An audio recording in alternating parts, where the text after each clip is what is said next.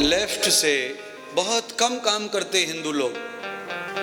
दान, पूजा, सेवा, आहुति, भोजन सब सीधे हाथ से करते हैं, क्योंकि ये नेगेटिव एनर्जी रखता है। लेफ्ट साइड का मस्तिष्क, आपका हाथ, इसमें नेगेटिव ऊर्जा, नेगेटिव वर्क होता है। ये गलत काम की ओर ही बढ़ता है हमेशा, और इसमें पॉजिटिव है। इसीलिए भोजन खाओ तो भोजन रसदार लगेगा, इससे खाओ तो नीरस हो जाएगा। इतना फर्क है हाथ का, क्योंकि साइंस का फर्क है। हाथ तो जड़ ही है, पर ब्रेन जो है ना, वो साइंस जो है बॉडी के साथ जुड़ा हुआ है, वर्किंग हाथों की। सीधे हाथ से भोजन करने से भोजन जल्दी पच जाता है। बॉडी जो है, जठराग्नि बहुत जल्दी एक्टिव होती है, और आप लेफ्ट से खाएंगे तो जठराग्नि ही एक्टिव नहीं होगी। क्योंकि बेडरूम की लाइट जलानी हो तो बाथरूम की बटन दबाने से फायदा मिलने वाला, भगवान ने ऐसे फिट किया है बटनों को। ये बटन है भोजन पचाने की, जठराग्नि को जलाने की, और ये ऑफ है। इसे दो हाथ हैं तो दो ब्रेन भी, दो मस्तिष्क है।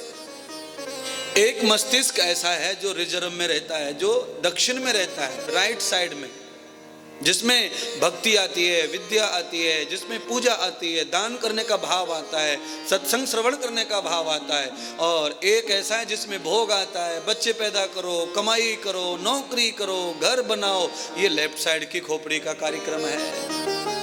दोनों एक्टिव नहीं रहती हैं। 80% एक एक्टिव रहती है। कौन सी?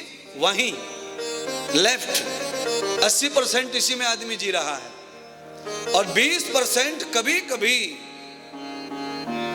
जो तुम्हारी सुषुप्त बुद्धि है, मस्तिष्क है, वो जागृत होता है, और उतने में काम हो जाता है हमारा चकाचक। 20% में ही काफी उद्धार हो जाता है जीवन का। आप कहेंगे महाराज 20% में उद्धार कैसे हो जाएगा? यहां कोई अगर पुलिस से रिटायर बैठा हो तो वो जानता होगा, नहीं तो मैं ही बता देता, मैं रिटायर बैठा हूं सब चीजों से। पिस्तौल में से गोली 20% ही निकले, 70% खोखला तो पिस्तौल की नली में रहे। अब हिंदी में सुनिए, पिस्तौल में से जो गोली निकलती है मात्र 20% आगे से निकलती है, बाकी सब उसी में रहता है। और उतने 20% में हाथी जैसा जानवर एक ही गोली में समाप्त। तो 20% भी कम मत समझो, पर निशाने पे लगना चाहिए। और वैसे तो शादी ब्याहों में फायर करते रहो ऊपर को, आकाशीय फायर, कोई मतलब नहीं है उसका। निशाने पर बात अगर लग गई तो एक ही शब्द काफी है जीवन को बदलने के लिए। ये कहना चाहता हूं, आपके जीवन के कल्याण के लिए 4 घंटे का सत्संग भी काफी नहीं है।